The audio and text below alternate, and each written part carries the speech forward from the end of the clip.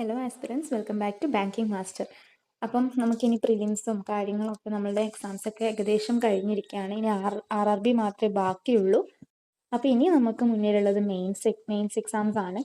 ഇപ്പോൾ പ്രിലിംസ് ഏകദേശം പാസ്സാവുമെന്ന് ഉറപ്പുള്ളവർ, അത്യാവശ്യം അറ്റംപ്റ്റ് കൊടുത്തിട്ടുണ്ടെന്ന് ഉറപ്പുള്ളവർ മെയിൻസിന് പ്രിപ്പയർ ചെയ്യാൻ സ്റ്റാർട്ട് ചെയ്തിട്ടുണ്ടാവുമെന്ന് വിചാരിക്കുന്നു. കാരണം റിസൾട്ട് വന്നിട്ട് ചെയ്യാൻ നിന്ന് കഴിഞ്ഞാൽ നമുക്ക് വെറും കഷ്ടിച്ച് രണ്ടാഴ്ച മാത്രമേ റിസൾട്ടിന് ശേഷം നമുക്ക് കിട്ടൂ. അപ്പോൾ എല്ലാം കൂടി പഠിച്ച് വരാനൊന്നും പ്രാക്ടീസ് ചെയ്യാനൊന്നും സമയം കിട്ടില്ല. അപ്പോൾ ഇപ്പം തന്നെ മെയിൻസിന് വേണ്ടി പ്രിപ്പയർ ചെയ്യാൻ സ്റ്റാർട്ട് ചെയ്തോളാം. അതിന് തുടങ്ങിയവരുണ്ടെങ്കിൽ നന്നായിട്ട് സ്റ്റാർട്ട് ചെയ്യുക. അതേ തന്നെ റിവിഷനും കാര്യങ്ങളൊക്കെ നല്ല രീതിയിൽ തന്നെ മുന്നോട്ട് കൊണ്ടുപോവുക. അപ്പം ഞാൻ വിചാരിക്കുന്നത് ഞാൻ പഠിക്കുന്ന രീതി അല്ലെങ്കിൽ ഞാൻ പഠിക്കുന്ന കാര്യങ്ങൾ വീഡിയോ ആയിട്ട് ചെയ്ത് ഡെയിലി ബേസിസിൽ ചെയ്യാം എന്നുള്ള രീതിയിലാണ് ഇപ്പോൾ വിചാരിക്കുന്നത്. ഡെയിലി പറ്റുമോ എന്നറിയില്ല, എങ്കിൽ പോലും കണ്ടിന്യൂസ് ആയിട്ട് വീഡിയോ ഇടണം എന്നാണ് വിചാരിക്കുന്നത് മെയിൻസ് പ്രിപ്പറേഷൻ്റെത്. അപ്പം നമ്മുടെ കയ്യിൽ SBI ക്ലർക്ക് ഉണ്ട്, അതേപോലെ IBPS ക്ലർക്ക് മെയിൻസും കൂടി വരാനുണ്ട്. അപ്പം നമ്മൾ ഇന്ന് നോക്കാൻ വേണ്ടി പോകുന്നത് എക്സാം പാറ്റേൺ ആണ്. 2025 SBI ക്ലർക്കിന് വലിയ മാറ്റമൊന്നും വന്നിട്ടില്ല എന്ന് തോന്നുന്നു. IBPS ക്ലർക്കിൻ്റെ എക്സാം പാറ്റേൺ ചേഞ്ച് ചെയ്തിട്ടുണ്ട്. അപ്പോൾ കഴിഞ്ഞ വർഷം എഴുതിയവരുണ്ടെങ്കിൽ ഇപ്രാവശ്യം അതേ പാറ്റേൺ ആണെന്ന് വിചാരിച്ച് എക്സാമിന് പോകരുത്. പാറ്റേൺ ചേഞ്ച് വന്നിട്ടുണ്ട്. സിലബസ് കൃത്യമായി നോക്കിയിട്ട് വേണം പോകാൻ.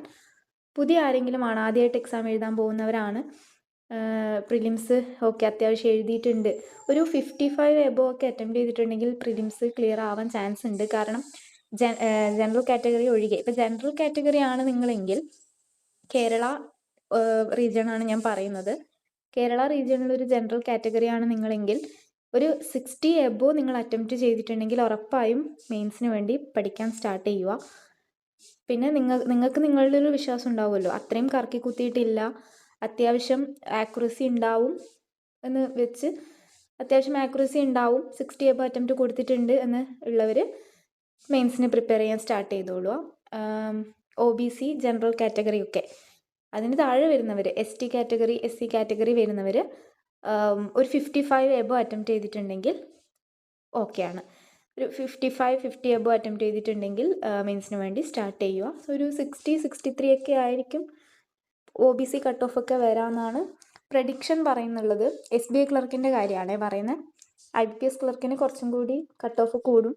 SBI ക്ലർക്കിനെ അപേക്ഷിച്ച് നോക്കുമ്പോൾ IBPSന് കുറച്ചും കൂടി കട്ട് ഓഫ് കൂടുതലായിരിക്കും ഉണ്ടാവുക. കഴിഞ്ഞ വർഷം 81 ആയിരുന്നല്ലോ, ഇപ്രാവശ്യം 81ൻ്റെ അടുത്തേക്ക് പോവില്ല എന്നാണ് പറയുന്നത്. കാരണം കുറച്ചും കൂടി കഴിഞ്ഞ വർഷത്തിനേക്കാളും വാക്കൻസി ഉണ്ട്, അതേപോലെ എക്സാം ലെവലും ഡിഫറെൻ്റ് ആയിരുന്നു. സോ 81 ഒന്നും പോവില്ല എന്നാണ് പറയുന്നത്. ഇപ്പോൾ നമുക്കൊരു 70 ഒക്കെ പ്രതീക്ഷിക്കാൻ പറ്റുമായിരിക്കും. അപ്പം അതും അതേപോലെ ഒരു 65 എബോ 70 ഒക്കെ അറ്റംപ്റ്റ് കൊടുത്തിട്ടുണ്ടെങ്കിൽ നിങ്ങൾ ഉറപ്പായിട്ടും മീൻസിന് പ്രിപ്പയർ ചെയ്യുക. അതിന് സംശയിച്ച് നിൽക്കേണ്ട ഒരു കാര്യമില്ല. ഞാൻ മുമ്പ് എക്സ്പെക്റ്റഡ് കട്ട് ഓഫിൻ്റെ വീഡിയോ ചെയ്തിട്ടുണ്ട്. അത് കാണാത്തവരുണ്ടെങ്കിൽ അതിൽ ഡീറ്റെയിൽ ആയിട്ട് കട്ട് ഓഫിൻ്റെ കാര്യങ്ങൾ പറയുന്നുണ്ട്. അപ്പോൾ അത് പോയി കണ്ടിട്ട് ഇത് കാണാൻ വരാം. നിങ്ങളൊന്ന് തീരുമാനിച്ചിട്ട് മെയിൻസിന് പഠിക്കാമെന്ന് തീരുമാനിച്ച് കഴിഞ്ഞ് കഴിഞ്ഞാൽ ഈ വീഡിയോ കണ്ടിന്യൂ ചെയ്ത് കണ്ടാലും മതി. ഓക്കെ, അപ്പോൾ മെയിൻസിൻ്റെ എക്സാം പാറ്റേൺ, SBI ക്ലർക്കിൻ്റെ മെയിൻസിൻ്റെ എക്സാം പാറ്റേൺ എന്ന് പറയുന്നത് ഈ രീതിയിലാണ് വന്നിട്ടുള്ളത്.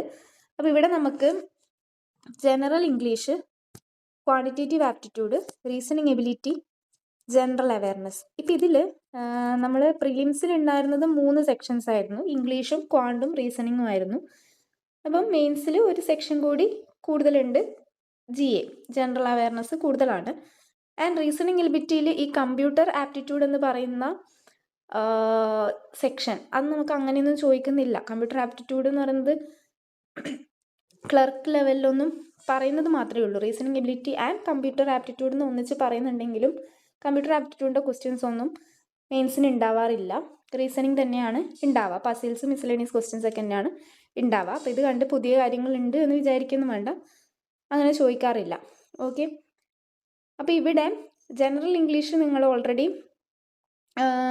ഈ 3 നിങ്ങൾ ഫസ്റ്റത്തെ 3 സെക്ഷൻസ് നിങ്ങൾ ഓൾറെഡി പ്രിലിംസിന് പഠിച്ചതാണ്. അതിൻ്റെ ഒരു ലെവലപ്പ് വേർഷനാണ് മെയിൻസിന് ഉണ്ടാവുക. അത്ര വ്യത്യാസമേ ഉള്ളൂ. അത്ര വ്യത്യാസം എന്ന് പറഞ്ഞാൽ അത്ര സിമ്പിളായിട്ട് കണ്ട കോഡഡ് വേർഷൻസ് ആയിരിക്കും ഉണ്ടാവുക. അത്യാവശ്യം ലെവൽ കൂടിയിട്ടുള്ള ക്വസ്റ്റ്യൻസാണ് ഉണ്ടാവുക. അല്ലാണ്ട് ക്ലർക്കിൻ്റെ പ്രിലിംസിന് ഉണ്ടായ തരത്തിലുള്ള സിമ്പിൾ ക്വസ്റ്റ്യൻസ് അല്ല ഉണ്ടാവുക. റീസണിങ്ങിലൊക്കെ കോഡഡ് ആണ് ഉണ്ടാവുക. കോഡഡ് ഇൻഈക്വാലിറ്റി ആയിരിക്കും, കോഡഡ് ഡയറക്ഷൻസ് ആയിരിക്കും, കോഡഡ് പസിൽസുകൾ, കണ്ടീഷൻസ് ഒക്കെ ഉണ്ടാവും. അപ്പം അങ്ങനെയുള്ളത്. അതേപോലെ ക്വാണ്ടിറ്റേറ്റീവ് ആപ്റ്റിറ്റ്യൂഡും സ്റ്റേറ്റ്മെൻറ്റ്സ് ക്വസ്റ്റ്യൻസ് ഉണ്ടാവാം, എക്സ്ട്രാ കുറച്ച് ക്വസ്റ്റ്യൻസ് ഉണ്ടാവും. ഓക്കെ, അപ്പം ജനറൽ ഇംഗ്ലീഷ് വരുന്നത് 40 ക്വസ്റ്റ്യൻസ് ആണ് വരുന്നത്. 40 ക്വസ്റ്റ്യൻസിൽ മാർക്ക് 40 മാർക്സ് ആണ്. ഒരു ക്വസ്റ്റ്യൻ 1 മാർക്ക് എന്നുള്ള രീതിയിൽ തന്നെയാണുള്ളത്. സമയം 35 മിനിറ്റ്സ് ആണ്.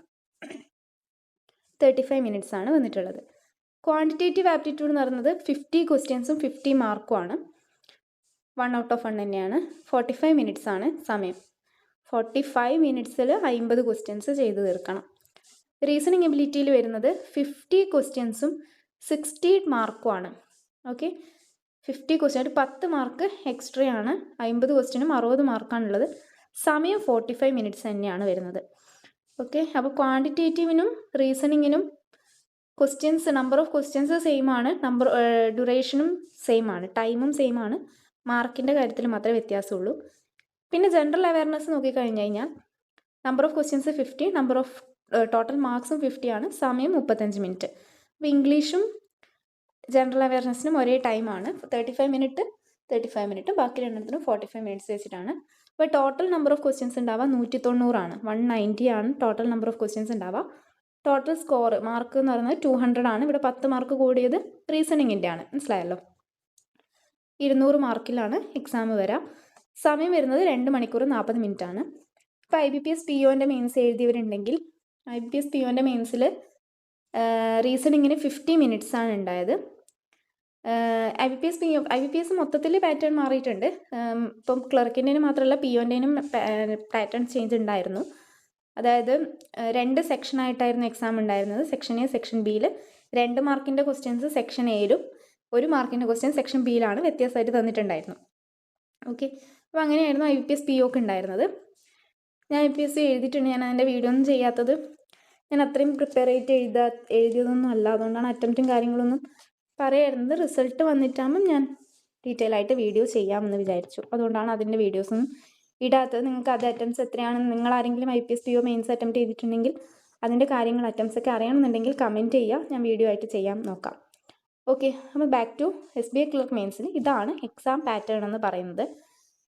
ആൻഡ് കട്ട് ഓഫ് വരുന്നതും ഒരു 70+ ഒക്കെ മാർക്ക് കിട്ടുമെങ്കിൽ, ഒരു 80+ ഒക്കെ സേഫായിട്ട് നോക്കുകയാണെങ്കിൽ 80+ സ്കോർ ചെയ്യാൻ പറ്റുമെങ്കിൽ, ഔട്ട് ഓഫ് 200 80+ സ്കോർ ചെയ്യാൻ വേണ്ടി പറ്റുമെങ്കിൽ നിങ്ങൾ മെയിൻസ് ക്ലിയർ ആവും. ഓക്കെ, അതേപോലെ SBI ക്ലർക്കിൻ്റെ ഒരു പ്രത്യേകത എന്ന് പറയുന്നത് സെക്ഷണൽ കട്ട് ഓഫ് ഇല്ല. അതൊരു വലിയൊരു കാര്യമാണ് നമ്മളെ സംബന്ധിച്ചിടത്തോളം. അതായത് ഇപ്പോൾ GA പ്രിപ്പയർ ചെയ്യാത്തവരുണ്ടാവും. എക്സാമ്പിൾ ഞാൻ തന്നെയാണ്, ഞാൻ GA പ്രിപ്പയർ ചെയ്തിട്ടേ ഇല്ല. അപ്പം എനിക്ക് ഈ സെക്ഷൻ ഒഴിവാക്കാം വേണമെങ്കിൽ. ഓക്കെ, എനിക്ക് 50-ൽ 50 അറ്റൻഡ് ചെയ്യണം എന്നില്ല. കാരണം IBPSൻ്റെ കേസ് നോക്കുമ്പോൾ അവിടെ സെക്ഷണൽ കട്ട് ഓഫ് ഉണ്ട്. സെക്ഷണൽ കട്ട് ഓഫ് ഉണ്ടെങ്കിൽ നമ്മൾ ആ സെക്ഷൻ നിർബന്ധമായിട്ടും അറ്റൻഡ് ചെയ്യേണ്ടതായിട്ട് വരും. കാരണം ആ സെക്ഷനിൽ ഒരു മാർക്ക് ഉണ്ടാവും, ഒരു കട്ട് ഓഫ് ഉണ്ടാവും. ആ കട്ട് ഓഫ് പാസ്സായാൽ മാത്രമേ ഓവറോൾ കട്ട് ഓഫ്, അത് രണ്ടും പാസ്സാവണം. സെക്ഷണൽ കട്ട് ഓഫും പാസ്സാവണം, ഓവറോൾ കട്ട് ഓഫും കിട്ടിയാൽ മാത്രമേ നമ്മൾ എക്സാമിൽ പാസ്സാവും. അപ്പോൾ സെക്ഷണൽ കട്ട് ഓഫ് ഇല്ല, ഓവറോൾ കട്ട് ഓഫ് പാസ്സായി കഴിഞ്ഞ് കഴിഞ്ഞാൽ നമ്മൾ അടുത്ത സ്റ്റേജിലേക്ക് പോവില്ല. അപ്പോൾ അത് IBPSൻ്റെ ഒരു ഇതാണ്. നമ്മൾ എത്ര ശ്രമിച്ചു കഴിഞ്ഞാലും GA കിട്ടും, 1 മാർക്കോ മറ്റേ ഉണ്ടാവും കേട്ടോ. IBPS POക്കൊക്കെ ഇപ്പം 1 മാർക്കോ മറ്റും കിട്ടിയാൽ മതി. സെക്ഷണൽ കട്ട് ഓഫ് അത്രയും ഉണ്ടാവും. അത്രയും കുറവായിരിക്കും എല്ലാ സെക്ഷൻ്റെയും കട്ട് ഓഫ് ഉണ്ടാവുക. 1 മാർക്കോ 2 മാർക്കോ മറ്റായിരിക്കും ഉണ്ടാവുക. അപ്പോൾ അതെന്തായാലും അത്യാവശ്യം ഗസ് വർക്ക് നടത്തി കഴിഞ്ഞാലും കിട്ടാണ്ടും ഇരിക്കാം. ഓക്കെ, പക്ഷേ അത്യാവശ്യം കുറച്ചൊക്കെ വായിച്ച് നോക്കുന്നവരാണെങ്കിൽ, കുറച്ചൊക്കെ ഒരു വായനാശീലമുള്ളവരാണെങ്കിൽ ആ 1 മാർക്കൊക്കെ കിട്ടും. അപ്പം അങ്ങനെ ചെയ്യാം. പക്ഷേ SBI ക്ലർക്കിന് ഈ സെക്ഷൻ അറ്റൻഡ് ചെയ്തില്ലെങ്കിലും കുഴപ്പമില്ല. ബാക്കി 3 സെക്ഷനിലും ഇത്രയും സ്കോർ കിട്ടിക്കഴിഞ്ഞ് കഴിഞ്ഞാൽ നിങ്ങൾ പാസ്സാവും. അപ്പോൾ അതൊരു അഡ്വാൻറ്റേജ് ആണ്. SBI ക്ലർക്കിൻ്റെ മെയിൻസിൻ്റെ കാര്യത്തിൽ ഒരു അഡ്വാൻറ്റേജ് ആണ്. ഓക്കെ, അപ്പോൾ ഇത്രയും കാര്യങ്ങളാണ് SBI ക്ലർക്കിൻ്റെ മെയിൻസിനെ കുറിച്ച് പറയാനുള്ളത്. അപ്പോൾ ഒരു സേഫ് അറ്റംപ്റ്റ് എന്ന് പറയുന്നത് ഒരു 100 അറ്റംപ്റ്റ് ചെയ്യാൻ പറ്റണം. 100 അറ്റംപ്റ്റ്സ് ഒക്കെ കൊടുത്തു കഴിഞ്ഞാൽ നമുക്ക് കുറച്ചും കൂടി എന്ത് ചെയ്യാം, ഇത്രയും സ്കോറിലേക്ക് എത്താം എന്നുള്ള രീതിയിൽ പോകും. ഐ തിങ്ക് റീസണിങ് എബിലിറ്റി അത്രയും ടഫ് ക്വസ്റ്റ്യൻസ് ഒന്നും അല്ല ചോദിക്കുക. നമുക്ക് ഓരോ സെക്ഷൻ വൈസ് ഞാൻ എന്തൊക്കെയാണെന്നുള്ള കാര്യങ്ങളൊക്കെ ഞാൻ വീഡിയോ ചെയ്യാം. ഇപ്പം പാറ്റേൺ മാത്രമാണ് ഞാൻ പറയുന്നത്. അപ്പോൾ ഡീറ്റെയിൽഡ് ആയിട്ട് സെക്ഷൻ വൈസ് സ്ട്രാറ്റജി ഞാൻ അടുത്ത വീഡിയോസായിട്ട് ഇടുന്നതായിരിക്കും, ഓരോ സെക്ഷൻ്റെയും സ്ട്രാറ്റജി ആയിട്ട്. അപ്പോൾ അതിൽ വിശദമായിട്ട് പറയും. അപ്പോൾ ഇതാണ് എക്സാം പാറ്റേൺ എന്നുള്ള രീതിയിൽ അറിഞ്ഞു വെക്കാം. ഇതാണ് നമ്മൾ ആദ്യമായി അറിഞ്ഞിരിക്കേണ്ട കാര്യം. ഓക്കെ, ഇനി IBPS ക്ലർക്ക് മെയിൻസിൻ്റെ പാറ്റേൺ കൂടി നോക്കാം. IBPS ക്ലർക്ക് മെയിൻസ് എക്സാം പാറ്റേണിലും സെയിം സബ്ജക്ട്സ് തന്നെയാണ്. ലിസണിങ് എബിലിറ്റി ഉണ്ട്, ഇംഗ്ലീഷ് ഉണ്ട്, ക്വാണ്ടിറ്റേറ്റീവ് ആപ്റ്റിറ്റ്യൂഡ് ഉണ്ട്, ജനറൽ അവയർനെസ് ഉണ്ട്. അതിലൊന്നും മാറ്റമില്ല. എല്ലാ ബാങ്ക് എക്സാംസിനും ഒരേ സെക്ഷൻസ് തന്നെയാണ് ഉണ്ടാവുക. നമ്പർ ഓഫ് ക്വസ്റ്റ്യൻസും മാർക്സും ഡിഫറെൻ്റ് ആവുന്നേ ഉള്ളൂ. ഇപ്പോൾ റീസണിങ് അതിൻ്റെ കാര്യം നോക്കുകയാണെങ്കിൽ കമ്പ്യൂട്ടർ ആപ്റ്റിറ്റ്യൂഡ് ചെയ്യണം എന്നില്ല. റീസണിങ് എബിലിറ്റിയുടെ കാര്യം നോക്കുകയാണെങ്കിൽ നമ്പർ ഓഫ് ക്വസ്റ്റ്യൻസ് 40 ആണ്, മാക്സിമം മാർക്സ് 60 ആണ്. നേരത്തെ SBI ക്ലർക്കിൻ്റെ പറഞ്ഞപ്പോൾ ഇവിടെ 50 ആയിരുന്നു ഉണ്ടായിരുന്നത്. 50 ക്വസ്റ്റ്യൻസിന് 60 മാർക്കാണ്. IBPS ക്ലർക്കിന് 40 ക്വസ്റ്റ്യൻസും 60 മാർക്സുമാണ്. 20 മാർക്ക് എക്സ്ട്രാ ആണ്, എന്ന് വെച്ചാൽ 2 മാർക്കിൻ്റെ ക്വസ്റ്റ്യൻസ് ഉണ്ടാവുന്ന സാരം. ഓക്കെ, അപ്പോൾ ഡ്യൂറേഷൻ എന്ന് പറയുന്നത് 35 മിനിറ്റ് തന്നെയാണ്. ഓക്കെ, അവിടെ എത്രയായിരുന്നു? 45 മിനിറ്റ് ആയിരുന്നു. ഓക്കെ, 45 മിനിറ്റ് ഉണ്ടായിരുന്നു. ഇവിടെ 35 മിനിറ്റ് മാത്രമേ ഉള്ളൂ. ഇംഗ്ലീഷ് ലാംഗ്വേജിൽ 40 ക്വസ്റ്റ്യൻസ് 40 മാർക്സ് 35 മിനിറ്റ് സെയിം തന്നെയാണ്. ക്വാണ്ടിറ്റേറ്റീവ് ആപ്റ്റിറ്റ്യൂഡ് 35 ക്വസ്റ്റ്യൻസ് മാത്രമേ ഉള്ളൂ. പക്ഷെ മാർക്ക് നോക്കൂ, 50 മാർക്കാണ്. 50 മാർക്ക് ഉണ്ട്. സോ 15 മാർക്സ് കൂടുതലാണ്. 30 മിനിറ്റ്സേ സമയമുള്ളൂ. കാരണം 35 ക്വസ്റ്റ്യൻസ് അല്ലേ ഉള്ളൂ. അപ്പോൾ 5 മിനിറ്റ് അവിടെ കുറച്ചു. 5 ക്വസ്റ്റ്യൻ കുറയുമ്പോൾ 5 മിനിറ്റ് കുറഞ്ഞു. ആൻഡ് GK ജനറൽ അവയർനെസ് ആണെങ്കിൽ number of questions 40, maximum mark 50 ആണ്, 20 മിനിറ്റ്സ് ആണ്. അപ്പോൾ ഇവിടെ 10 മാർക്ക് കൂടുതൽ. അവിടെ 50, ഇവിടെ 50 ആയിരുന്നു. ഇവിടെ 40 ക്വസ്റ്റ്യൻസും 50 മാർക്കുമാണ്. അപ്പോൾ ഒരു ക്വസ്റ്റ്യൻ 2 മാർക്ക് വെച്ചിട്ടുണ്ടാവാം. അത് എങ്ങനെയാണ് ഉണ്ടാവുക വെച്ചാൽ ഓപ്ഷൻസ് ആയിരിക്കും. അതായത് 1, 2, 3 സ്റ്റേറ്റ്മെൻറ്റ്സ് തന്നിട്ടുണ്ടാവും. അതിലേതൊക്കെയാണ് കറക്റ്റ് എന്നുള്ളതായിരിക്കും കണ്ടത്. അത് ആ ക്വസ്റ്റ്യൻസിനൊക്കെ ആയിരിക്കും 2 മാർക്ക് വെച്ചിട്ടുണ്ടാവുക. POൻ്റെ മെയിൻസ് എഴുതിയവർ അല്ലെങ്കിൽ മുമ്പ് ഏതെങ്കിലും മെയിൻസ് എഴുതിയവർക്ക് അറിയുമായിരിക്കും അങ്ങനെ GL വരുന്ന ക്വസ്റ്റ്യൻസ് എങ്ങനെയായിരിക്കും. നമുക്ക് വീഡിയോ ചെയ്യാം. ഓക്കെ, അപ്പോൾ അതിന് 20 മിനിറ്റ്സ് മാത്രമേ സമയമുള്ളൂ. 20 മിനിറ്റ്സ് മാത്രം. അപ്പോൾ ടോട്ടൽ നമ്പർ ഓഫ് ക്വസ്റ്റ്യൻസ് 155 ആണ്. ടോട്ടൽ നമ്പർ ഓഫ് മാർക്സ് കറക്റ്റാണ്, 200 മാർക്സ് തന്നെയാണ് വരിക. ഡ്യൂറേഷൻ 120 മിനിറ്റ്സ് ആണ്, എന്ന് വെച്ചാൽ 2 മണിക്കൂറല്ലേ ഉള്ളൂ. ഇവിടെ 2 മണിക്കൂറേ ഉള്ളൂ. SBI ക്ലർക്കിന് 2 മണിക്കൂറും 40 മിനിറ്റും കൂടിയുണ്ട്. സമയം മാറിയതൊക്കെ മനസ്സിലായില്ല. അവിടെ 45 മിനിറ്റ് ഉണ്ടായിരുന്നു, അപ്പോൾ 10 മിനിറ്റൊക്കെ അവിടെ പോയി. അപ്പോൾ ഇവിടെ 2 മണിക്കൂറേ ഉള്ളൂ. 40 മിനിറ്റ് കൂടുതലാണ് SBI ക്ലർക്ക് മെയിൻസിന്. മാർക്ക് നമ്പർ ഓഫ് ക്വസ്റ്റ്യൻസ് അവിടെ 190 ഉണ്ടായിരുന്നു, ഇവിടെ 155 ഉള്ളൂ. മാർക്ക് സെയിം ആണ്. അപ്പോൾ ഇതാണ് IBPS ക്ലർക്കിൻ്റെ മെയിൻസ് എക്സാം പാറ്റേൺ. എന്തുകൊണ്ടാണ് പാറ്റേൺ പഠിക്കണമെന്ന് പറയുന്നത് വെച്ച് കഴിഞ്ഞാൽ നമുക്കൊരു ഐഡിയ ഉണ്ടാവണം. എന്ന് സെക്ഷനിലാണ് നമ്മളൊരു മാസ്റ്റർ ആയിരിക്കണം ഏതെങ്കിലും ഒരു സെക്ഷനിൽ. ഇപ്പം ചില ആൾക്കാർക്ക് റീസണിങ് എബിലിറ്റി നല്ല സെക്ഷനായിരിക്കും, അത്യാവശ്യം സ്കോർ ചെയ്യാൻ പറ്റുന്ന സെക്ഷനായിരിക്കും ചില ആളുടെ കഴിവ് അനുസരിച്ചിട്ട്. ചില ആൾക്ക് ഇംഗ്ലീഷ് ആയിരിക്കും ഭയങ്കര എളുപ്പമായിട്ടുണ്ടാവുക, ചില ആൾക്ക് ക്വാണ്ടിറ്റേറ്റീവ് മാത്സ് ഭയങ്കര എളുപ്പമായിരിക്കും. ചില ആൾ ഇതിലുള്ള എബിലിറ്റി കുറവാണെങ്കിലും GAയിൽ, അതായത് ഡെയിലി ന്യൂസ് പേപ്പർ വായിക്കുന്ന, ഡെയിലി നോട്ട്സ് എഴുതുന്ന, ഡെയിലി എഡിറ്റോറിയൽ വായിക്കുന്ന, ഡെയിലി എന്താണ് നടക്കുന്നത്, ലോകത്ത് എന്തൊക്കെയാണ് നടക്കുന്നുള്ള കാര്യങ്ങൾ അറിയാനുള്ള ക്യൂരിയോസിറ്റി ഉള്ള ആൾക്കാർ GA പഠിക്കാൻ ഭയങ്കര എളുപ്പമായിരിക്കും അവർക്കൊക്കെ. അപ്പം അവർക്ക് ബാക്കിയുള്ള സെക്ഷനേക്കാളും GA ആയിരിക്കും കൂടുതൽ അറിവുണ്ടാവുക. ഓക്കെ, അതേപോലെ ഇപ്പം എന്നെ സംബന്ധിച്ചിടത്തോളം എനിക്ക് GA ഒട്ടും തന്നെ പറ്റാത്ത കാര്യമാണ്. പകരം എനിക്ക് റീസണിങ് ഓക്കെയാണ്, ഇംഗ്ലീഷ് ഓക്കെയാണ്, കോണ്ട് അത്യാവശ്യം ഓക്കെയാണ്. ഓക്കെ, എൻ്റെ 2 സെക്ഷൻസ് എന്ന് പറയുന്നത് റീസണിങ്ങും ഇംഗ്ലീഷുമാണ്. 3 നോക്കുമ്പോൾ റീസണിങ്ങും ഇംഗ്ലീഷുമാണ് എൻ്റെ മെയിൻ സെക്ഷൻ എന്ന് പറയുന്നത്, സ്കോർ ചെയ്യാൻ എളുപ്പമുള്ള സെക്ഷൻ എന്ന് പറയുന്നത്. അപ്പോൾ അവിടെ നിങ്ങൾ മാർക്ക് നോക്കുമ്പം എനിക്കിവിടെ 60 മാർക്കിൽ ഒരു 40 മാർക്കും ഇംഗ്ലീഷിൽ ഒരു 30 മാർക്കും കിട്ടിക്കഴിഞ്ഞാൽ എനിക്ക് ടോട്ടൽ 70 മാർക്കായി. ബാക്കി കോണ്ടിലും ജനറൽ അവയർനെസ്സിലും എത്ര മാർക്ക് കിട്ടിക്കഴിഞ്ഞാലും ഒരു 10 5 മാർക്ക് കിട്ടിയാലും മതി, അത് നമുക്ക് പ്ലസ് ആണ്. നിങ്ങളുടെ മെയിൻ സെക്ഷൻ ഏതാണ് ഏറ്റവും സ്കോർ ചെയ്യാൻ പറ്റുന്ന സെക്ഷൻ എന്നുള്ളത് നിങ്ങൾ അറിഞ്ഞിരിക്കേണ്ട കാര്യം. നിങ്ങൾക്ക് ആരും പറഞ്ഞിരുന്നൊരു സാധനമല്ല. നിങ്ങളുടെ കഴിവിനനുസരിച്ച് നിങ്ങൾ മോക്ക് ടെസ്റ്റുകൾ അറ്റൻഡ് ചെയ്യുമ്പോൾ അല്ലെങ്കിൽ നിങ്ങൾ സെക്ഷണൽ ടെസ്റ്റുകൾ അറ്റൻഡ് ചെയ്യുമ്പോൾ നിങ്ങൾക്ക് ഏറ്റവും ഇഷ്ടമുള്ള അല്ലെങ്കിൽ ഏറ്റവും സ്കോർ വരുന്ന സെക്ഷൻ ഏതാണെന്ന് നിങ്ങൾക്കേ അറിയൂ. അതാരും ഇപ്പം ഞാൻ നിങ്ങളോട് പറഞ്ഞു കഴിഞ്ഞാൽ നിങ്ങൾക്ക് റീസണിങ് ആണ് എളുപ്പം എന്ന് ഞാനല്ലല്ലോ പറയണ്ടേ. നിങ്ങളുടെ മെയിൻ സെക്ഷൻ ഏതാണെന്ന് കണ്ടുപിടിക്കുക. എന്നിട്ട് എങ്ങനെയൊക്കെ പ്ലാൻ ചെയ്യണം, അതിനെയാണ് നമ്മൾ സ്ട്രാറ്റജി എന്ന് പറയുന്നത് അല്ലേ. അല്ലാണ്ട് എൻ്റെ സ്ട്രാറ്റജി നിങ്ങളുടെ സ്ട്രാറ്റജി ആക്കരുത് ഒരിക്കലും. ഓക്കെ, എൻ്റെ സ്ട്രാറ്റജി എൻ്റെതാണ്, നിങ്ങൾക്ക് ചിലപ്പോൾ വേറെ സ്ട്രാറ്റജി ഉണ്ടാവാം. അപ്പോൾ പക്ഷെ വേറൊരാൾ ഇപ്പം എല്ലാ ചാനലും ചെയ്യുന്നൊരു കാര്യം എന്ന് വെച്ച് കഴിഞ്ഞാൽ അവരൊരു സ്ട്രാറ്റജി ഇടും, പക്ഷെ അത് തന്നെ ഫോളോ ചെയ്യണം എന്നുള്ളത് നിങ്ങളുടെ ചോയ്സാണ്. അത് നിങ്ങളാണ് തീരുമാനിക്കണം നിങ്ങളത് ഫോളോ ചെയ്യണോ വേണ്ടയോ എന്നുള്ളത്. അല്ലാണ്ട് ഇപ്പം ഓൾറെഡി ക്ലിയർ ചെയ്തവരുടെ സ്ട്രാറ്റജീസ് ഒക്കെ അവരിടാറുണ്ട്. 40 ഡേയ്സ് സ്ട്രാറ്റജി, 30 ഡേയ്സ് സ്ട്രാറ്റജി എന്നൊക്കെ പറഞ്ഞിട്ട്. ഓക്കെ, പക്ഷെ അവരിടുന്നത് അവർക്ക് വർക്കായ സ്ട്രാറ്റജിയാണ്. നിങ്ങൾക്ക് വർക്കാവണമെന്ന് ഒരു നിർബന്ധവും ഇല്ല. അത് നിങ്ങൾ ആദ്യം തന്നെ മനസ്സിലാക്കുക. ഇപ്പം ഞാൻ പറയുന്ന കാര്യങ്ങൾ എനിക്ക് വർക്കാവുന്നുണ്ടെങ്കിൽ നിങ്ങൾക്ക് വർക്കാവണമെന്ന് എനിക്ക് നിർബന്ധം പിടിക്കാൻ പറ്റില്ലല്ലോ. സോ നിങ്ങൾ നിങ്ങളെക്കുറിച്ചിട്ടൊരു നിങ്ങളുടെ ലെവൽ എന്താണ്, നിങ്ങൾ എവിടെയാണ് വീക്ക് ആയിട്ടുള്ളത്, നിങ്ങൾ എവിടെയാണ് സ്ട്രോങ് ആയിട്ടുള്ളതെന്ന് നിങ്ങൾ മനസ്സിലാക്കാം. അതിന് വേണ്ടിയിട്ട് നിങ്ങൾ ആദ്യം പഠിക്കേണ്ടത് എക്സാം പാറ്റേണിനെ കുറിച്ചിട്ട് തന്നെയാണ്.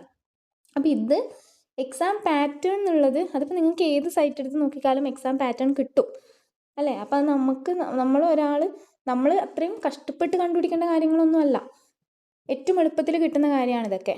ഓക്കെ, അപ്പോൾ എക്സാം പാറ്റേൺ കണ്ടുപിടിക്കുക, എക്സാം വരുന്ന ഡേറ്റുകൾ കണ്ടുപിടിക്കുക, അതിനനുസരിച്ച് പ്രിപ്പയർ ചെയ്യുക, അത്രയേ ഉള്ളൂ. അല്ലാണ്ട് നിങ്ങൾക്കെല്ലാം നിങ്ങളുടെ കയ്യിലേക്ക് എത്തില്ല. ഓക്കെ, അപ്പം നിങ്ങളും കൂടി കഷ്ടപ്പെടണം, അത്രയേ ഉള്ളൂ. അപ്പോൾ ഇവിടെ ഇപ്പോൾ എക്സാം നമുക്ക് ഇൻഫർമേഷൻസ് തരാനേ പറ്റൂ. ഇപ്പം ഞാൻ ചെയ്യുന്നത് വെച്ച് കഴിഞ്ഞാൽ എനിക്കറിയുന്ന ഇൻഫർമേഷൻസ് ഞാൻ നിങ്ങൾക്ക് തരുന്നു, അത്രയേ ഉള്ളൂ. ഓക്കെ, അപ്പോൾ ഇവിടെ SBI ക്ലർക്കിൻ്റെ ഡേറ്റ് വരുന്നത്, SBI ക്ലർക്കിൻ്റെ മെയിൻസ് എക്സാമിൻ്റെ ഡേറ്റ് വരുന്നത് November 15th അല്ലെങ്കിൽ 16th ആണ്. ഈ 2 ദിവസത്തിൽ ഏതെങ്കിലും ഒരു ദിവസമായിരിക്കും SBI ക്ലർക്കിൻ്റെ മെയിൻസ് വരാം. ആൻഡ് IBPS ക്ലർക്കിൻ്റെ മെയിൻസ് എന്ന് വരുന്നത് നവംബർ ലാസ്റ്റ് ആണെന്ന് തോന്നുന്നു, November 29th അങ്ങനെ എന്തോ ആണെന്ന് തോന്നുന്നു, അങ്ങനെയാണ് കണ്ടത്. കറക്റ്റ് ഡേറ്റ് ഇതുവരെ വന്നിട്ടില്ല. December 1st വീക്കിനുള്ളിൽ, കാരണം December 1st വീക്കൊക്കെയാണ് RRBൻ്റെ എക്സാം വരുന്നത്. RRB POൻ്റെയും ക്ലർക്കിൻ്റെയും എക്സാം വരുന്നത് December 7, 13, 10, 13 അങ്ങനെ എന്തോ ഡേറ്റ് ആണ്. 7, 10, 13 ഡേറ്റ്സിലാണ്. ഒന്നിൽ കൂടുതൽ ദിവസം ഉണ്ടാവുമല്ലോ പ്രിലിംസിൻ്റെ എക്സാം. സോ ആ സമയത്ത് എന്തായാലും IBPS ക്ലർക്കിൻ്റെ മെയിൻസിൻ്റെ എക്സാം വെക്കില്ല എന്നാണ് തോന്നുന്നത്. November 29 അങ്ങനെ എന്തോ ആണ് അവരുടെ എക്സാം പറഞ്ഞിട്ടുള്ളത്. ഒരാഴ്ച 2 ആഴ്ച ഗ്യാപ്പ് മാത്രമേ, ഒരാഴ്ചത്തെ ഗ്യാപ്പ് മാത്രമേ ഇതിന് കിട്ടൂ. അപ്പോൾ SBI ക്ലർക്ക് ഓൾറെഡി ഫിക്സ് ചെയ്ത് എനിക്ക് ഉറപ്പാണ്. November 15th അല്ലെങ്കിൽ 16th SBI ക്ലർക്കിൻ്റെ മെയിൻസ് എക്സാം ഉണ്ടാവുക. അപ്പോൾ നിങ്ങൾ ആലോചിച്ച് നോക്കി, ഇന്ന് October 15th ആണ്. കറക്റ്റ് 30 ഡേയ്സ് നമ്മുടെ കയ്യിലുണ്ട്. അതായത് കറക്റ്റ് ഒരു മാസമുണ്ട്, 30 ഡേയ്സ് എന്നല്ല, കറക്റ്റ് ഒരു മാസമുണ്ട്. അതേപോലെ IBPS ക്ലർക്ക് ആണെങ്കിൽ കറക്റ്റ് 1.5 മാസത്തിൻ്റെ അടുത്ത് കിട്ടും. ഇനി നിങ്ങളുടെ മുമ്പിലുള്ള ഒരു ക്വസ്റ്റ്യൻ മാർക്ക് എന്ന് പറയുന്നത് നിങ്ങൾ പാസ്സാവോ എന്നുള്ളതാണ്. ഏത് പ്രിലിംസ് പാസ്സാവോ എന്നുള്ളതാണ്. അത് നിങ്ങൾ ചിന്തിക്കണ്ട. പ്രിലിംസിൻ്റെ റിസൾട്ട് ഈ മാസം ഒക്ടോബർ ലാസ്റ്റ് വീക്കിൽ വരും. കാരണം ഒരു മാസത്തിന് ശേഷമാണല്ലോ പ്രിലിംസിൻ്റെ റിസൾട്ടൊക്കെ വരാം. SBI POൻ്റെയും IBPS POൻ്റെയും ഒരു മാസത്തിന് ശേഷമാണ് വന്നിട്ടുള്ളത്. അപ്പോൾ ഏകദേശം ഈ മന്ത് ലാസ്റ്റ് ആകുമ്പം SBI ക്ലർക്കിൻ്റെ റിസൾട്ട് വരും ആദ്യം. അത് കഴിഞ്ഞ് ഒരാഴ്ച കഴിഞ്ഞതിന് ശേഷം IBPS ക്ലർക്കിൻ്റെ പ്രിലിംസ് റിസൾട്ടും റിലീസാവും. ഓക്കെ, അപ്പം SBI ക്ലർക്ക് റിസൾട്ട് വന്ന് നിങ്ങൾക്ക് കിട്ടിക്കഴിഞ്ഞാൽ പിന്നെ നിങ്ങൾക്ക് കഷ്ടിച്ച് 2 ആഴ്ച മറ്റേ മെയിൻസിന് കിട്ടും. ആ 2 ആഴ്ച അങ്ങനെ കിട്ടരുത് എന്നുള്ളത് കൊണ്ടാണ് ഇപ്പോഴേ പഠിക്കാൻ വേണ്ടി പറയുന്നത്. കാരണം ഇപ്പം നിങ്ങൾക്കിനി പഠിക്കാൻ പ്രിലിംസോ കാര്യങ്ങളോ ഒന്നുമില്ല. ഇനി RRB മാത്രമേ നമുക്കുള്ളൂ. അത് റിസൾട്ട് വന്നതിന് ശേഷം ആയാലും ഒരു മാസം കൊണ്ട് പഠിക്കാം. കാരണം ഇതിൻ്റെ ലെവലപ്പ് തന്നെയാണല്ലോ അതും വരാം. ലെവൽ ഡൗൺ ആണ് വരാം. അപ്പം നമ്മൾ കുറച്ചും കൂടി മുന്നോട്ട് പഠിച്ചു കഴിഞ്ഞാൽ കുഴപ്പമില്ല, അത് ഉപകാരപ്പെടുകയും ചെയ്യും. ഓക്കെ, അപ്പോൾ ഈ ഒരു മാസം നിങ്ങളുടെ കയ്യിൽ വേറൊന്നും ചെയ്യാനില്ല. സോ അതുകൊണ്ട് മെയിൻസിന് പഠിക്കുക. ഇനി നിങ്ങൾക്ക് ഒട്ടും കിട്ടില്ല എന്ന് അത്രയും ഉറപ്പുണ്ട്, നിങ്ങൾ അത്രയും അറ്റംപ്റ്റ് കൊടുത്തിട്ടില്ല, അല്ലെങ്കിൽ നിങ്ങൾക്ക് ഒരുപാട് നെഗറ്റീവ് വരാൻ ചാൻസ് ഉണ്ട് എന്നുണ്ടെങ്കിൽ നിങ്ങൾ RRBക്ക് പഠിച്ചോളുക. അല്ലാണ്ട് വെറുതെ ഇരിക്കാൻ നിൽക്കണ്ട. ഓക്കെ, അപ്പം ഇത്രയാണ് പറയാനുള്ളത്. ഞാൻ എന്തുകൊണ്ടാണ് എക്സാം പാറ്റേണിൻ്റെ വീഡിയോ ചെയ്യാമെന്ന് വെച്ചതെന്ന് വെച്ച് കഴിഞ്ഞാൽ, ഞാനൊരു കഥ പറയാം. ഞാൻ IBPS POൻ്റെ മെയിൻസിൻ്റെ എക്സാമിന് പോയപ്പം നമ്മൾ ക്യൂ നിൽക്കുമല്ലോ, വെരിഫിക്കേഷന് വേണ്ടി ക്യൂ നിൽക്കുന്ന സമയത്ത് എൻ്റെ പിറകിൽ നിൽക്കുന്ന കുട്ടികൾ ആസ്പിറൻസ് ചേച്ചിമാരാണ്, കുറച്ചും കൂടി ചേച്ചിമാരാണ്. ഓക്കെ, അവർ പറയുന്നത് ഞാൻ കേട്ടതാണ്, അവർക്ക് പാറ്റേൺ അറിയില്ല. അതായത് IBPS PO, ഞാൻ പറഞ്ഞില്ല IBPS POൻ്റെയും മെയിൻ ക്ലർക്കിൻ്റെയും പാറ്റേൺ ചേഞ്ച് വന്നിട്ടുണ്ട് ഇപ്രാവശ്യം. 2025 പാറ്റേൺ ചേഞ്ച് വന്നിട്ടുണ്ട്. അപ്പോൾ കഴിഞ്ഞ വർഷം വരെ IBPS POക്ക് ഡിസ്ക്രിപ്റ്റീവ് ഉണ്ട്. എന്ന് വെച്ചാൽ ഈ സെക്ഷൻസ്, ഈ പറഞ്ഞ ഇത്രയും സെക്ഷൻസ് കഴിഞ്ഞ് കഴിഞ്ഞാൽ നമുക്ക് ഒരു അരമണിക്കൂർ ഡിസ്ക്രിപ്റ്റീവ് സെക്ഷനാണ്. എന്ന് വെച്ചാൽ ഒരു essay എഴുതണം, അതേപോലെ ഒരു ലെറ്റർ എഴുതണം എന്നാണ് കഴിഞ്ഞ വർഷം വരെ ഉണ്ടായിരുന്നത്. ഡിസ്ക്രിപ്റ്റീവിൽ essayയും ലെറ്ററും ആയിരുന്നു ഉണ്ടായിരുന്നത്. പക്ഷെ ഇപ്രാവശ്യം അത് ചേഞ്ച് ചെയ്തിട്ട് എസ്സേയും ഒരു കംപ്രഹെൻഷനുമാണ് തരാം. കംപ്രഹെൻഷൻ എന്ന് പറഞ്ഞാൽ അറിയില്ലേ നിങ്ങൾ, RC ഇംഗ്ലീഷിലുള്ള റീഡിങ് കംപ്രഹെൻഷൻ, അതിലൊരു 4-5 ക്വസ്റ്റ്യൻസ് ചോദിക്കും. അതാണ് ഇപ്രാവശ്യം എക്സാം ചേഞ്ച് വന്നിട്ടുള്ളത്. അപ്പോൾ ഇത് പലർക്കും അറിയില്ല. അപ്പോൾ എൻ്റെ ബാക്കിൽ നിൽക്കുന്ന ആ ചേച്ചി പറഞ്ഞാണ്, ഒരാൾ പറഞ്ഞു മറ്റാളോട് പറഞ്ഞു ഇപ്രാവശ്യം ലെറ്റർ ഇല്ല പോലും, ഇപ്രാവശ്യം കംപ്രഹെൻഷനാണ് എന്ന് പറഞ്ഞു. ആൻഡ് അവർക്ക് കൺഫ്യൂഷനായി. അപ്പം നിങ്ങൾ ആലോചിക്കണം, എക്സാമിന് കയറാൻ നിൽക്കുന്നതിൻ്റെ കുറച്ച് സമയം മുമ്പ് ഇത് കേൾക്കുമ്പം ചിലപ്പോൾ ഇതൊക്കെ ഭയങ്കരത്തിൽ പ്രിപ്പയർ ചെയ്ത് വന്നൊരു കുട്ടിയായിരിക്കാം. എക്സാം പാറ്റേൺ നോക്കിയിട്ടുണ്ടാവില്ല, ഇതൊക്കെ ഭയങ്കര പ്രിപ്പയർ ചെയ്തിട്ടുണ്ടാവും. ആൻഡ് ലെറ്റർ ആയിരിക്കും കഴിഞ്ഞ വർഷം ചെയ്തതല്ലേ എന്ന് വെച്ചാൽ ഡിസ്ക്രിപ്ഷന് വലിയ പ്രാധാന്യം കൊടുക്കാത്തവരായിരിക്കും. ഇപ്പോൾ പെട്ടെന്ന് എക്സാമിൽ കയറുന്ന സമയത്ത് ലെറ്റർ അല്ല, ചിലപ്പോൾ ലെറ്റർ ആയിരിക്കും നന്നായിട്ട് പഠിച്ചിട്ടുണ്ടാവുക. സോ ലെറ്റർ അല്ല കംപ്രഹെൻഷൻ ആണെന്ന് അറിയുമ്പം എന്തുമാത്രം ടെൻഷൻ വന്നിട്ടുണ്ടാവും. അല്ലെങ്കിൽ അത് പെട്ടെന്ന് കേൾക്കുമ്പം പഠിച്ച ഒരാളാണെങ്കിൽ ടെൻഷൻ വരും, പഠിക്കാത്ത ആളാണെങ്കിൽ എന്തായാലും കുഴപ്പമില്ല എന്നുള്ള രീതിയിൽ പോകും. പക്ഷെ ആ ചേച്ചി അത്യാവശ്യം ടെൻസ്ഡ് ആയിപ്പോയി. എന്ന് വെച്ചാൽ ആണോ, അത് ഞാൻ അറിഞ്ഞില്ലല്ലോ എന്നുള്ള രീതിയിലായിപ്പോയി. അപ്പോൾ ഞാൻ വിചാരിച്ചു, അപ്പോൾ ഇവർ എക്സാം പാറ്റേൺ പോലും നോക്കാണ്ടാണ് എക്സാം എഴുതാൻ വന്നത്. അതും പ്രിലിംസ് പാസ്സായവരാണ്, ആദ്യമായിട്ട് എഴുതാൻ പോകുന്നവരല്ല, പ്രിലിംസ് പാസ്സായി മെയിൻസിന് വേണ്ടി വന്ന കുട്ടികളാണ്. അപ്പോൾ മറ്റേ ആളത് കാഷ്വലായിട്ടാണ് പറഞ്ഞത് കംപ്രഹെൻഷനാണ്. പിന്നെ അവർക്ക് ഉണ്ടായ ടെൻഷൻ എന്ന് പറയുന്നത് ഡിസ്ക്രിപ്റ്റീവ് ആണല്ലോ, അപ്പോൾ ഇത് എഴുതേണ്ടതാണോ അതോ നമുക്കിപ്പം ഇംഗ്ലീഷിൽ ചോദിക്കുന്നതാണൊക്കെ റീഡിങ് കംപ്രഹെൻഷൻ 4-5 ഓപ്ഷൻ തന്നിട്ട് അതിൽ നിന്ന് ഓപ്ഷൻ ക്ലിക്ക് ചെയ്യേണ്ടതാണോ, ഓപ്ഷനാണോ ഉണ്ടാവുക എന്നുള്ളത്.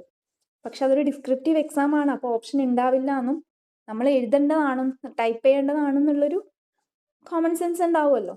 അപ്പോൾ അങ്ങനെയുള്ള കൺഫ്യൂഷൻസ് ഒക്കെ ബാക്ക് എന്ന് പറയുന്നത് കേട്ടപ്പം ഞാൻ പിന്നെ മിണ്ടാൻ പോയില്ല. ആ സമയത്ത് എക്സാമിന് കയറുമ്പോഴാണ് ഇവർക്ക് ഇത് അറിയുന്നതും. അപ്പം ഞാൻ മനസ്സിലാക്കിയൊരു കാര്യമാണ്, പലരും എക്സാം പാറ്റേൺ നോക്കാണ്ടാണ് എക്സാമിന് പോകുന്നത്. ഇപ്പം നമ്മളൊരു പഠിക്കാത്ത എക്സാം ആണെങ്കിൽ പോലും, ഇപ്പം ഞാൻ ITS PO ഒക്കെ അത്രയും പഠിച്ചിട്ടൊന്നും ഇല്ലെങ്കിൽ പോലും ഉള്ള സമയം ഞാൻ ഫുൾ മോക്ക് ടെസ്റ്റുകൾ അറ്റൻഡ് ചെയ്തിട്ടുണ്ടായിരുന്നു. എക്സാം ഏത് രീതിയിലാണ് ഉണ്ടാവുക അറിഞ്ഞിട്ടുണ്ട്. കാരണം നമ്മൾ എഫേർട്ട് ഇട്ട് പോകുന്നതാണ്.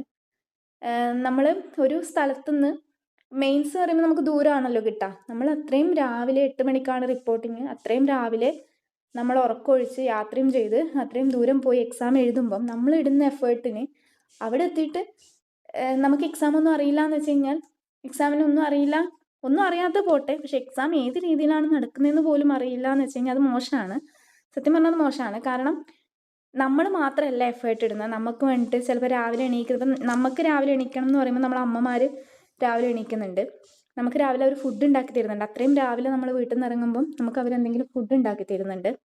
അതേപോലെ നമ്മളെ ഇപ്പോൾ റെയിൽവേ സ്റ്റേഷനിലേക്ക് കൊണ്ടുവിടാനോ അല്ലെങ്കിൽ ബസ് സ്റ്റാൻഡിലേക്ക് കൊണ്ടുവിടാനോ നമ്മുടെ ഏട്ടന്മാരോ അച്ഛനോ അവരൊക്കെ കഷ്ടപ്പെടുന്നുണ്ട്. അപ്പോൾ അവരുടെ എഫേർട്ട് കൂടി ഉണ്ട്. അപ്പം നിങ്ങൾ ജസ്റ്റ് ഒരു പിക്നിക്ക് പോലെ പോയി ഒരു എക്സാം എഴുതാണോ വേണ്ടത്? അത് ശരിയായ ഒരു കാര്യമല്ല. ആ ഒരു രീതിയെ നമ്മൾ മാറ്റണം. നമ്മൾ പഠിക്കുന്നതിൻ്റെ ഒപ്പം നമ്മൾ എഫേർട്ട്, നമ്മൾ പഠിക്കുമ്പോൾ നമ്മളുടെ കൂടെ നമ്മളെക്കാൾ എഫക്റ്റ് ഇടുന്ന കുറച്ച് പേര് നമുക്ക് ചുറ്റുമുണ്ട് എന്നുള്ളത് നിങ്ങൾ മനസ്സിലാക്കേണ്ട ഒരു കാര്യമാണ്. അതുകൊണ്ടാണ് ഞാൻ ഇന്ന് എക്സാം പാറ്റേണിനെ കുറിച്ചിട്ടൊരു വീഡിയോ ചെയ്യാം എന്നുള്ള രീതിയിൽ ഒരു ഐഡിയ വന്നത്. കാരണം ഇത് കേൾക്കുന്ന ഒരാളും എക്സാം എങ്ങനെയാണ് നടക്കുക, എക്സാം പാറ്റേണിനെ കുറിച്ച് നിങ്ങളിപ്പോൾ കഴിഞ്ഞതൊക്കെ കഴിഞ്ഞു പോട്ടെ, പക്ഷേ ഇനി എഴുതുന്ന എക്സാമിൻ്റെ സിലബസ് നോക്കാണ്ട്, എങ്ങനെയാണ് എക്സാം പാറ്റേൺ എന്ന് അറിയാണ്ട്, എത്ര സമയമാണ് ഒരു എക്സാം ഉണ്ടാവുക എന്നറിയാണ്ട് ഒരിക്കലും ഒരു എക്സാമിലേക്ക് പോവരുത്. അതിപ്പോൾ ഏത് ചെറിയ എക്സാം ആയാലും ഏത് വലിയ എക്സാം ആയാലും നിങ്ങൾ പോവരുത്. അതിനെക്കുറിച്ച് അറിഞ്ഞ് ഇങ്ങനെയൊക്കെയാണ് ചോദിക്കുക എന്ന് അറിഞ്ഞ് വേണം പോവാൻ. കാരണം നിങ്ങൾക്ക് കിട്ടുമോ കിട്ടില്ല എന്നല്ല, നിങ്ങൾ അതിനോട് കാണിക്കുന്ന ഒരു റെസ്പെക്റ്റ്, അല്ലെങ്കിൽ നിങ്ങൾ ഇടുന്ന എഫേർട്ടിനൊരു വില, നിങ്ങൾക്ക് ചുറ്റുമുള്ളവരിടുന്ന എഫേർട്ടിനൊരു വില നിങ്ങൾ കൊടുത്തേ പറ്റൂ. ഓക്കെ, അപ്പം നമ്മൾ ആ ഒരു മര്യാദയെങ്കിലും നമ്മൾ കാണിക്കണം. ഇത് നമ്മുടെ ഒരു സെൽഫ് തൃപ്തിക്ക് വേണ്ടിയിട്ട് ചെയ്യേണ്ട ഒരു കാര്യമാണ്. അല്ലാണ്ട് ഇത് വെച്ച് വലിയ ഗുണമുണ്ടോ എന്ന് ചോദിച്ചു കഴിഞ്ഞാൽ എനിക്കറിയില്ല. പക്ഷേ ഇപ്പം ഞാനിത് കേട്ടപ്പം അവർ ചുറ്റുമുള്ളവർ കേൾക്കുന്നുണ്ടെന്നോ ഈ ബാക്കിൽ നിന്ന് പറയുന്നവർ ചുറ്റുമുള്ളവർ കേൾക്കുന്നുണ്ടെന്നോ ഒന്നും ചിന്തിച്ചിട്ടൊന്നും ഉണ്ടാവില്ല. പക്ഷെ ഞാനിത് കേട്ടപ്പോൾ എനിക്ക് അവരോട് തോന്നിയൊരു ഒരു ഇതുണ്ടാവില്ലേ, അയ്യോ ഇതുപോലെ അറിയാണ്ടാണോ എക്സാം എഴുതാൻ വന്നതെന്ന് എനിക്ക് തോന്നിയില്ലേ, അതൊരു നെഗറ്റീവ് കാര്യമല്ലേ. അപ്പം നമ്മളെക്കുറിച്ചിട്ട് അങ്ങനെ ആരും ചിന്തിക്കാണ്ടിരിക്കട്ടെ, അത്രയേ ഉള്ളൂ. അതൊരു സെൽഫ് തൃപ്തി, അല്ലെങ്കിൽ എന്താ പറയുക, നമ്മളൊരു സമാധാനത്തിന് വേണ്ടി നമ്മൾ അറിഞ്ഞു വെച്ച് പോവുക. അല്ലെങ്കിൽ പിന്നെ നിങ്ങൾ പോകാണ്ടെന്നാൽ പോരെ നിങ്ങൾക്ക്. ഓക്കെ, അപ്പോൾ നമ്മൾ പോകുന്നുണ്ടെങ്കിൽ നമ്മളത് അറിഞ്ഞിരിക്കുക, അത്രയേ ഉള്ളൂ. ഓക്കെ, ഞാൻ പറയണമെന്ന് വിചാരിച്ചല്ല, പക്ഷേ ഞാൻ പറഞ്ഞുപോയി. ഓക്കെ, അപ്പോൾ ഇതാണ് SBI ക്ലർക്കിൻ്റെയും IBPS ക്ലർക്കിൻ്റെയും മെയിൻസ് എക്സാം പാറ്റേൺ. മനസ്സിലായെന്ന് വിചാരിക്കുന്നു. കുറച്ച് കഴിഞ്ഞ് നോക്കേണ്ടവരുണ്ടെങ്കിൽ സ്ക്രീൻഷോട്ട് എടുത്ത് വെക്കുകയോ എഴുതി വെക്കുകയോ ചെയ്യാം. ഒന്നും അറിയണ്ട, എക്സാം ഡ്യൂറേഷൻ അറിഞ്ഞിരിക്കണം, മാർക്കും ക്വസ്റ്റ്യൻസ് നമ്പേഴ്സൊക്കെ അറിഞ്ഞിരിക്കുക, അത്രയേ ഉള്ളൂ. അത്ര അറിഞ്ഞാൽ മതി. ഓക്കെ, അപ്പോൾ ഇതാണ് പാറ്റേൺ. അപ്പം പ്രിലിംസ് കിട്ടില്ല എന്നല്ലെങ്കിൽ എഴുതാത്തവരുണ്ടെങ്കിൽ പ്രിലിംസ് കിട്ടില്ല എന്നുള്ളൊരു ഇതുണ്ടെങ്കിൽ അവർ ആർ ബിക്ക് പഠിച്ചോ, സമയം കളയണ്ട. ഒന്നുകിൽ നിങ്ങൾ മെയിൻസിന് പഠിക്കുക അല്ലെങ്കിൽ ആർ ബിക്ക് പഠിക്കുക, ഒന്നും ചെയ്യാണ്ട് ഇരിക്കരുത്. അപ്പോൾ നമ്മൾ ഈ അടുത്ത വീഡിയോയിൽ ഞാൻ ഓരോ സെക്ഷൻ വൈസ് സ്ട്രാറ്റജി, അല്ലെങ്കിൽ സ്ട്രാറ്റജി എന്ന് പറയുന്നത് എൻ്റെ സ്ട്രാറ്റജി ആയിരിക്കും ഞാൻ പറയാം. നിങ്ങൾക്ക് എടുക്കാം. ഞാൻ സ്ട്രാറ്റജി എന്ന് ഉദ്ദേശിക്കുന്നത് ഇന്ന സമയം മുതൽ ഇന്ന സമയം വരെ ഇത് പഠിക്കുക, ഇന്ന സമയം മുതൽ ഇത്, അതല്ല ഞാൻ പറയുന്നത്. ആ സെക്ഷനിൽ എന്തൊക്കെ ക്വസ്റ്റ്യൻസ് ഉണ്ടാവും, ഏതൊക്കെ ടോപ്പിക്കിൽ നിന്നാണ് ക്വസ്റ്റ്യൻ വരിക, എങ്ങനെ നമ്മളതിനെ അപ്രോച്ച് ചെയ്യണം, അത്ര മാത്രമേ ഞാൻ പറയുന്നുള്ളൂ. അല്ലാണ്ട് ഇന്ന സമയം മുതൽ ഇന്ന സമയം വരെ ഇത് പഠിക്കുക അത് പഠിക്കുക അങ്ങനെയുള്ള സ്ട്രാറ്റജി അല്ല, ഡേ വൈസ് സ്ട്രാറ്റജി ഒന്നുമല്ല.